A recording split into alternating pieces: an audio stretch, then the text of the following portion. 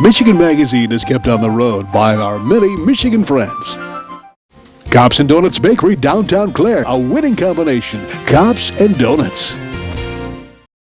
Rose Valley Winery on Beechwood Road in Rose City. See what thousands are raving about, creating a delicious variety of award-winning Michigan wines. Stop by and taste for yourself. The taste of Michigan is yours at Rose Valley Winery. Hingeman Acres Canoe Livery and Resort on M33 just north of Mayo, catering to the outdoor enthusiasts. Cabins, canoes, kayaks, rafts, and more. Daytime or overnight trips along the world-famous Asabo River. A family getaway for over 75 years.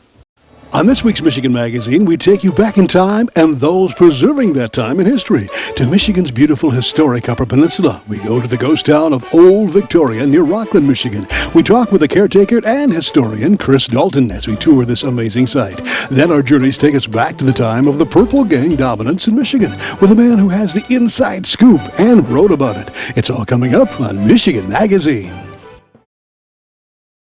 Cops and Donuts Bakery, downtown Clare. What began as a crazy idea among 9 police officers to purchase the historic Clare City Bakery quickly became an international phenomenon, carrying on a Michigan tradition with delicious donuts, pies, pastries, breads, original coffee, and more. Plus a full menu at the new adjacent Traffic Stop Diner. Downtown Clare, a winning combination. Cops and Donuts.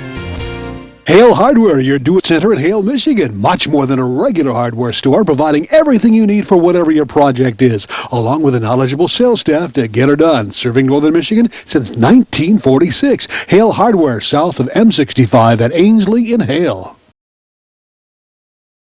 Today, the unspoiled natural beauty is what draws scores of people into Michigan's western Upper Peninsula. Quite a change from a century ago, when the harsh winters and landscape discouraged all but the hardy to venture north and homestead. Many of those that came in the late 1800s came seeking work in the iron ore and copper mines that were opening up. Here around the mines, new cities and towns suddenly appeared, then disappeared just as fast. As soon as the minerals either ran out or became unprofitable to mine, the thriving communities were abandoned and left behind to become ghost towns. A fading memory of a fleeting, prosperous past. One such Upper Peninsula ghost town is situated just west of Rockland, Michigan, about 2 miles down Victoria Road. The community is called Old Victoria.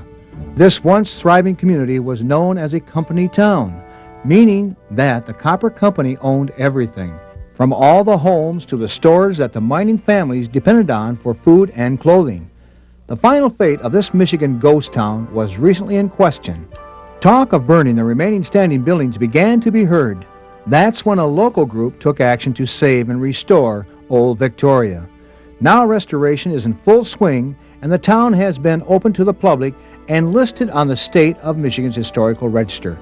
A recent visit to Michigan's Ontonagon County took us down Victoria Road to Old Victoria, which is believed to be the oldest log cabin village in its original location in the entire United States.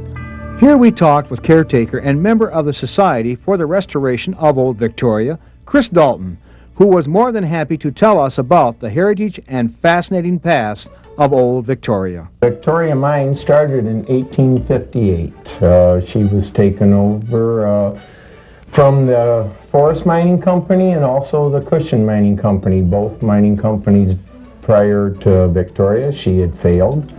And the mine produced copper out of this region, the richest copper ore deposits in the world, probably still is.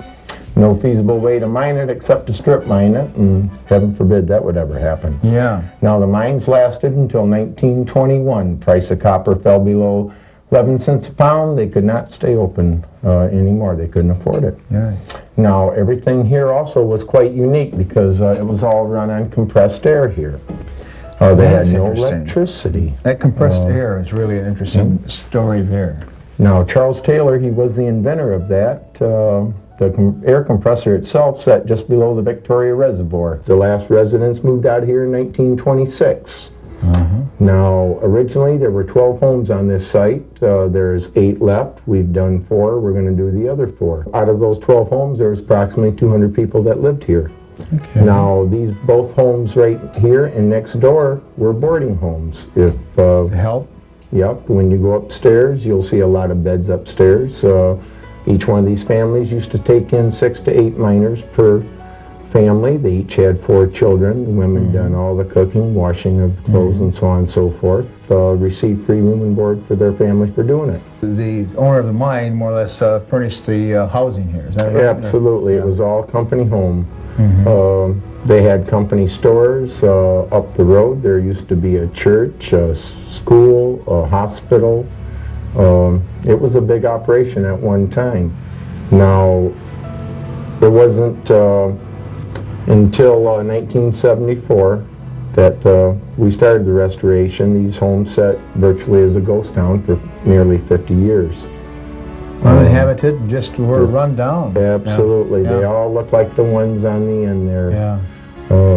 And so now the society here, there is a society of some kind here that is restoring all this? Yes, sir.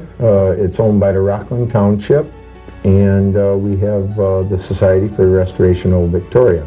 We have several wonderful board members on it that their hearts are in this place. There was a lot of family members here that worked the mines and lived here in the homes, so they wanted to save a piece of their heritage. These homes right here were built in the 1890s, and we are on our original foundations. We have not brought these homes in.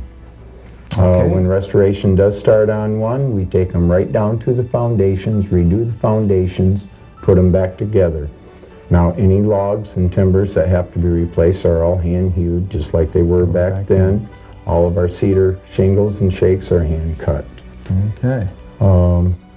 It's now the Arvela home right here. There again, like I said earlier, was a boarding home. They had a little more money than most of the folks here in this little community because they were able to finance a sauna out back. Okay. Every Saturday night they used to meet here and go out back and take a sauna. What were the nationalities in here at this Oh time? gosh This almighty, period? the Arvelas and the Usamakis were Finnish, the Alexanders, he was English, and gosh, there was Croatian here and German and Swedish. And what brought them here Quite a was melting simply pot. the copper mines. Strictly copper mining. They were miners from the old country, Old country, probably. absolutely, sir, you betcha. Yeah. And are a lot of the families around this area today that ancestors to the ancestors? Yes, they are. I get visitors from the Usamakis and the Arvelas and the Alexanders, and several of the other families that their parents lived here and grandparents was born here. What is it that you yourself really get out of this right here, being here? I suppose it's the peace and the serenity and beauty of the place. You know, when I walk out of my home next door there, or, well, it's not my home, but I live there. Yeah. And when I come out, I don't know if I'm going to see a mama bear and her babies, or all my beautiful does and their baby fawns, or the eagles. It's definitely utopia. I do not have electricity here, but I do have a telephone. Now, when Alexander Graham Bell invented this little contraption, the mine captain from the Minnesota mine went down and met with him, came back up here, installed a telephone line from Rockland to the Minnesota mine, up here to the Victoria mine, and back to Rockland. Now that's a piece of history. Yes, sure is. Yeah. First telephone system in the state of Michigan, the year 1877. How about that? So that's something to be, we're pretty proud of. Yes. Up here. Chris, what was the main diet, the main stable here for the folks that lived up here and worked here in the mines? What was pretty much their stable? Well, probably they ate a lot of pasties back Pasties, then, I would assume, and venison, of course. Now, the only way they were able to get any food up here is to have it shipped from Rockland. There was no other access to the place, no problem bringing it down, A lot of hills. you know, the hills there and ferrying it across the river there, but coming up the corduroy, the big hill, Yeah. was a problem. So, and plus they had a company store here with inflated prices, I'm sure. They worked 2 different shifts here at the Victoria. They worked 10 hours a day. They made 10 cents an hour. $1 a day was good money. Everybody wanted to work here, but also 1 in 6 men died here. It was a very dangerous mine. A lot of cave-ins, a lot of That's accidents. where most of the deaths were. That was cave-ins. Here at the Victoria. However, diphtheria did sweep through this area of Rockland and wiped out a lot of families. A lot of families. What was the most of the ages of the guys who worked in the mines? Oh golly! I would say approximately from about anywhere from 14, 15 years old up until 35 approximately. Yeah. And that was just about it. Boy, if walls could talk, wouldn't they tell some stories? Oh my gosh! You were telling me about a ghost, or a couple of ghosts perhaps? Well, yeah, we're known as a ghost town. Well, yeah. It seems that some pictures that have been taken in the past, they have shown up. Some images? You betcha, right in the windows. We've had several write-ups on us about it, and. Is it safe to go up the stairs? Well, as long as nobody's up there, I suppose. Well, let's try it. I heard that squeak, Chris. I hope what I'm hearing is just the floor, not some friendly ghost. Well, I don't know how friendly they are. Okay. This is the upstairs. This is where the miners They slept up here. You betcha. They must have been a hardy breed of people. Extremely. They had to have been. To survive the winters here. winters up here? My goodness. My golly, Chris, I'll tell you what. It's been nice to come up here and to visit with you. Oh, and, gosh. My pleasure. We will be back to see how you progress over the years. If the good Lord's will and the creek don't rise too fast on us, health stays good, why, we will definitely be back up here at Old Victoria to see how the story unfolds and you preserving this rich history that we have here in Old Victoria. So thanks again, pleasure, Chris. absolutely. Thank you. Michigan Magazine is being brought to you in part by Something Special's cooking hot and delicious. Indulge yourself at Morning at Maggie's in Bay City. Omelets, frittatas, hotcakes, and more. Make every day special with a stop at Morning at Maggie's for breakfast or lunch on Saginaw in Bay City. Clemix Sales and Service on Mapes Road, west of Mile, your complete recreational vehicle sales and service connection.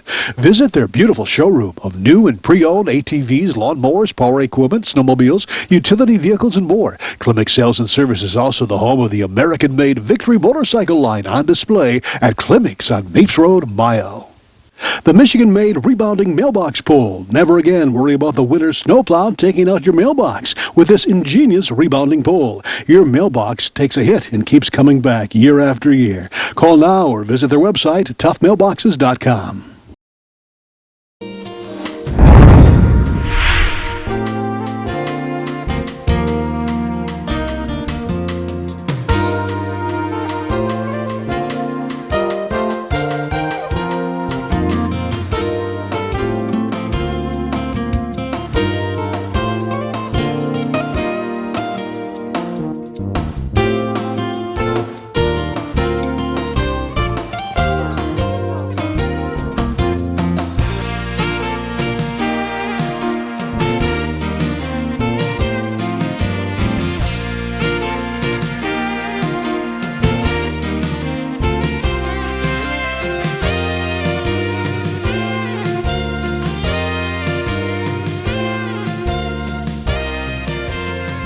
I've actually got 2 books on the subject. Okay. I've written 4 books altogether. My area is organized crime history. Okay. The first book was called The Purple Gang, Organized Crime in Detroit, 1910 to 1945. And the other book that has to do with the Purple Gang is a pictorial called Detroit's Infamous Purple Gang by Arcadia Books, and that came out in 2008. I've got 2 other books, one called The Violent Years, Prohibition and the Detroit Mobs, which focuses, there's a chapter on the Purple Gang, but it actually focuses on all the other organized crime groups that were operating in the city during the 20s. Oh my goodness, and this was quite a big operation, was organized crime in the city of Detroit? Detroit was the 4th largest city in the United States in the 20s, and probably the most wide open city. I think it was worse than New York or Chicago. Didn't get the same press, but I think it was worse. How in the world did you get interested in this subject? It's an area, as a historian, I've always been interested in organized crime history. I've always been interested in outlaws, organized crime figures. I don't know what that says about my interests, but or about me, but I've been an organized crime historian for quite some time. One that intrigues us is, of course, the Purple Gang. Now, how many tentacles did you find the Purple Gang going in the state of Michigan? I know there's places that I've never heard of before that had some sort of connection with this I organization. think that the Purple Gang basically operated all over Michigan. Of course, probably one of the best known places is the Graceland Ballroom, mostly because it was built by a former Purple gangster, a guy named One Arm Mike Gelfin. They called him One Arm because he was missing a limb. And Gelfin came up here and built the Graceland Ballroom on land that was either willed to him or given to him by his sister in the early 30s. Okay. And this was actually constructed between 1933 and about 1934, 35. And when it was finished, it was actually the largest, what they call rustic pavilion-style ballroom. It was rumored that at that time there were tunnels and there was a runway where a small plane could land, and it was supposed to be kind of a watering hole for Midwestern gangsters that were on the lam, hiding from the law or hiding from other gangsters. Now, the evolution of the Purple Gang, that amazed me when you told everyone that it started from a group of Kids. Yeah. Sure.